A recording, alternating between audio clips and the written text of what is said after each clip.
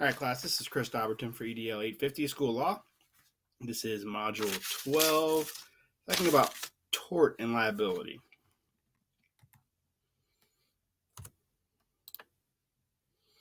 So the definition of tort from a French word just meaning wrong. Were you wrong? A civil wrong or wrongful act, whether intentional or accidental, from which injury occurs to another. For teachers, this could happen in the classroom, a simple grab of a student causing harm, but if it's in the right context, you could be okay. So it's a little bit scary. This is the first time I've really ever been presented with this kind of information about tort. It really gets you thinking when you haven't really taught in the classroom. It's a scary world out there, very litigious. A lot of people want to sue somebody. So there's things out there that you got to be careful of. So this lesson kind of helped me with that, taught me a little bit about it. The videos about duty, breach, and causation, that's helpful. So with teachers, it's really about that. Were you in your line of duty when you were doing what you were doing? Did you do what you were supposed to do the right way? Were you following the right practices? Were you following the norms, the rules that you follow on a day-to-day basis when whatever happens? So we're going to discuss 5 little cases where some of that stuff is involved. The first case here, I labeled as horseplay, was Barnett versus Caldwell. So this is a high school student, Antoine Williams. The teacher left the classroom, said that she had to use the restroom, asked another teacher to watch the classroom. No hall monitor was watching the classroom, and the kids were wrestling around in the classroom. Antoine Williams fell down to the ground, broke his collarbone, essentially bled out because his collarbone cut through an artery. So it was horseplay. The teacher wasn't there. However, the teacher was sued for liability. The court found that the teacher was not liable, but during the discussions in the courtrooms, the teacher's story kind of changed. That's kind of the problem here, where the teacher lied and said that she was in the classroom the whole time when really every student was there, so they know that the teacher had left. And then she changed her story back. So I have a problem with the integrity on that one. So that was really my ethical question of the 3 prompts that the teacher really needed to do better with the ethical portion of the class, or being a teacher. You just don't lie about those things. It doesn't really make any sense to do that. So what would happen in the case if it was the district that my kids go to school in, because I don't currently work in a school? I think since the teacher was fired, she's definitely going to have some kind of discipline. I don't know if it's severe as firing, but a child did die, so that's pretty significant. Preventive measures, maybe some video surveillance with some 2-way speakers. So if a teacher does leave, the teacher can pass the classroom off to someone in an office that can actually just watch the classroom, have visual eyes on them, at least be able to verbally tell them to stop doing whatever they're doing if they're violating any rules. So in this case, unfortunately, a child had died, but the school was not found liable. In the second case, I labeled the fall here. This is a pretty sad story. A young 6-year-old tripped when he was running to his parents. So essentially, he was standing there with the teacher, kindergarten aged, gave the teacher a hug, was carrying his little bag that had the stuff that they had made for the day, ran towards his mother, tripped, fell over a tree stump that had been in the grounds for some time, and then fell onto something else where it penetrated the child's eye into his brain, causing severe disabilities. The child did not die, but still the child's life and the parent's life will never be the same. So what happened? The parents and the district were sued, the school and the district were sued, and the court awarded them $4.6 million in damages. So while it wasn't the school's fault directly, or a teacher's fault directly that child fell, enough people had seen that those grounds weren't kept, and that was just something that they should have been doing. They should have been taking care of that. If this happened in our district, I think there would be an investigation into the area. Whatever would have to happen. Preventive maintenance on this would just be a better contractor or a regular ground maintenance crew that would be taking care of this kind of stuff to prevent people from falling. I'm in the Pacific Northwest, where there's snow and ice all the time, so slips and falls happen a lot. They're unfortunate, and when they're this severe and somebody gets injured to that extent, it's unfortunate. But I don't think they're at all of them are preventable. It's just going to happen. For the ethics part of this, I would just instill in teachers to not be complacent when they see hazards around the area, or students, give a mechanism where students can report these kind of hazards to make sure that they get taken care of in a timely manner. The third case, labeled off-campus rape.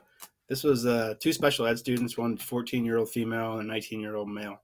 The two students left campus early. Um, Essentially went back to the 19-year-old where she was raped and shot by the 19-year-old's friend with a BB gun while he was raping her. Terrible situation. What happened was the the school knew that the children had left and they failed to report it. So not reporting it was the problem here.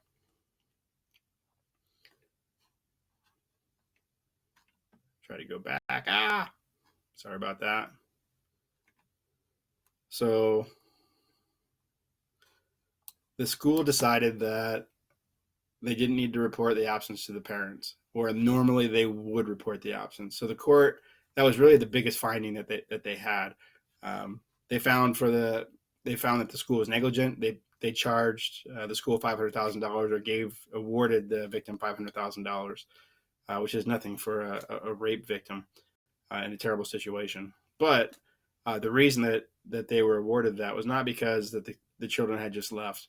Had they just left and it was normal for them not to report it, then they probably would not have been awarded that. However, they didn't report it, and they admitted that it was normal practice for them to report it. So the court found that they weren't following the normal practices. Tort law applied, and they were found negligent. So tort case number 4, the tick bite. This is a tough one as well. A large sum of money was paid out, but the price was paid by a child for this one. So for me on this, back to my military experience, this is a 15-year-old that was on a school trip to China, where there are hazards that are not prevalent in the United States, like tick transmitted encephalitis. This young lady was bitten by a tick while walking through a forest in the mountains of China. The child got sick, ended up with encephalitis, did not die, but suffered brain injuries and all kinds of other things where they're permanently disabled for the rest of their life. The courts found in favor of the parents. The school was charged $46 million in damages, even though that they went through an appellate court. They tried to get this turned over, and there just wasn't enough evidence. Now, when I say I go back to my military background, that's really for the 3 prompts there. So what should have been done? If they've done some kind of research, they would have known that in Asia, Japan, China, Korea, they all have different versions of encephalitis, and there are immunizations to protect people against them. When I went to Korea, for instance, I had to get, because I went through Japan, I had to get Japanese encephalitis immunization because we know the hazards of that area. Someone probably should have known the hazards in this area and took those kind of measures to make sure that the children were protected, or at least made aware to the parents that they should do it, where they could decline if they didn't want to get the immunization or what have you, but they should have just been out there and known. It was something that the school didn't think through. I think some forward thinking about these kind of events is really where the ethics should be involved. Is yes, it sucks that the young child's suffering. It sucks that the school has to pay $46 million, but it is something that it's a learning experience for all, and I bet it won't happen again. This last one was a little bit alarming to me. So this is a 17-year-old high school senior who was in an agriculture class. Just so happens that his agriculture teacher owned a farm that was near the school. It was not on the school campus, obviously. So this is a personal farm. This young man, which was normal for this class, the class would work on the teacher's farm for free, essentially, but they would be learning stuff that went along with their agriculture class, which I understand it's a good intention there. However, the child was involved in an ATV accident and ended up dying.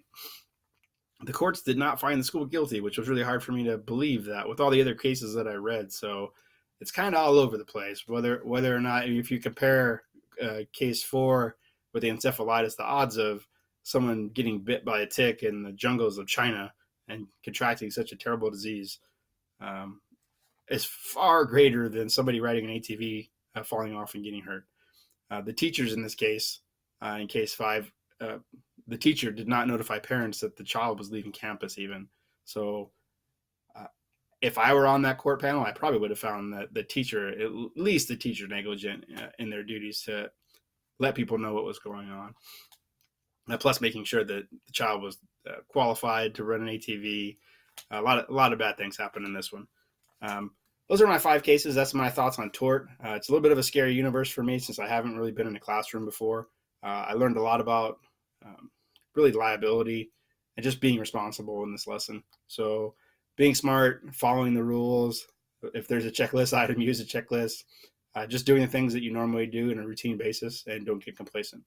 Thanks for watching.